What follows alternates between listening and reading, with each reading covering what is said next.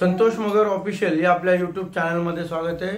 चॅनलला सबस्क्राइब केलं नसेल तर सबस्क्राइब करायला विसरू नका। शिक्षक भरती व शैक्षणिक घडामोडी संदर्भातल्या महत्त्वाच्या अपडेट्स आपण या चॅनलला पाहतो। 23 नोव्हेंबरला महाराष्ट्र राज्य परीक्षा परिषदेमार्फत आयोजित केलेली टीईटी परीक्षा त्या ठिकाणी होते, परंतु जे उमेदवार अजूनही टीईटी परीक्षा सर्वांना माहिती आहे की त्याचा रिझल्ट हा नेहमीप्रमाणे कमी लागतो आणि सीटीईटी ही परीक्षा यामध्ये रिझल्ट जर बघितला तर त्या मानाने ही परीक्षा सोपी असते। आनंदाची गोष्ट अशी आहे की सीटीईटी परीक्षेचं नोटिफिकेशन त्या ठिकाणी आलेलं आहे आणि आता ही परीक्षा फेब्रुवारी म्हणजे 8 फेब्रुवारी रविवारच्या दिवशी देशभरातल्या 132 शहरांमध्ये त्या ठिकाणी आयोजित केली जाणार आहे।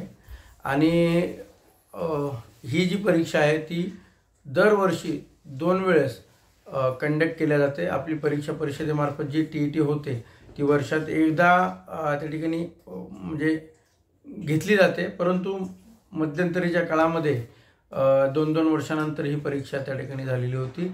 आता 23 नोव्हेंबर रोजी आहे आणि सीटीईटीचा जो पेपर आहे तो 8 फेब्रुवारी या ठिकाणी आहे। ज्या उमेदवारांना असं वाटतं की टीईटी पेपर हा अवघड आहे, आम्ही पास होऊ शकत नाही किंवा होईल का नाही याची गॅरंटी देता येणार नाही, परंतु सीटीईटी जो पेपर आहे तो फेब्रुवारीमध्ये आहे, तुम्हाला आणखीन एक चान्स त्या ठिकाणी मिळालेला आहे।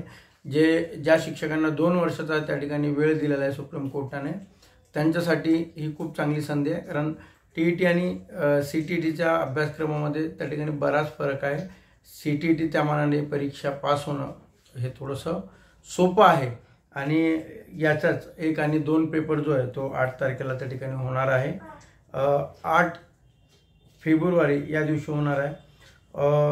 याच्या संदर्भात जे काही परीक्षा आहे, पाठ्यक्रम आहे, भाषा, पात्रता, त्यानंतर परीक्षा शुल्क, परीक्षेचे जे शहर आहेत ते शहर आणि महत्त्वपूर्ण जे माहिती आहे ती माहिती तुम्हाला सीटीईटीचा जो वेबसाईट आहे https://ctt.nic.in या वेबसाईटवरती तुम्हाला सीटीईटी संदर्भातली सर्व माहिती त्या ठिकाणी मिळेल।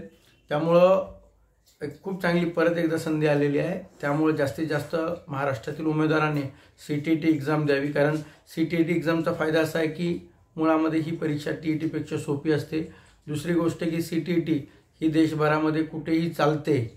म्हणजे एखाद्या ठिकाणी जर तुमची ॲटॉमिक रिसर्च यांच्या माध्यमातून काही त्यांच्या शाळेवरती एक्झाम होते आणि त्याच्यासाठी सीटीईटी आवश्यक असते। मुंबई बोर्ड, दिल्ली बोर्ड असेल, दिल्लीमध्ये सुद्धा होतात, तर त्या ठिकाणी काही ठिकाणी आपल्या सीटीईटी जर पास तर आपल्याला अप्लाय करता येतो। केव्हीएसची एक्झाम आहे, एनव्हीएसची एक्झाम आहे, त्या ठिकाणी आपल्याला अप्लाय करता येतो आणि राज्याची जी काही टेट परीक्षा होती त्यासाठी सुद्धा ही परीक्षा आपल्याला त्या ठिकाणी लागू आहे।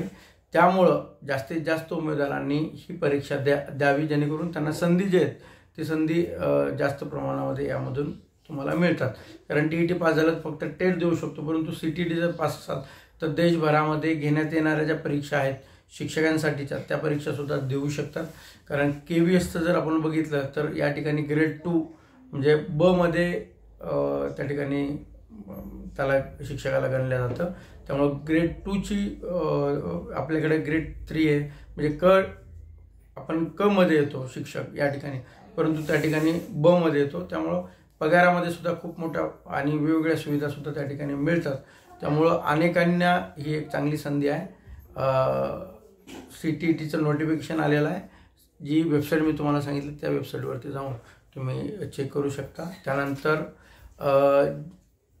जे संच मान्यता आहेत 24 आणि 25च्या संदर्भातलं एक नोटिफिकेशन आहे माननीय आयुक्त कार्यालयानं जारी केलेलं, त्याबाबतची माहिती मी उद्याच्या व्हिडिओमध्ये त्या ठिकाणी देईल। चॅनलला सबस्क्राईब केलं नसेल तर सबस्क्राईब करायला विसरू नका। धन्यवाद।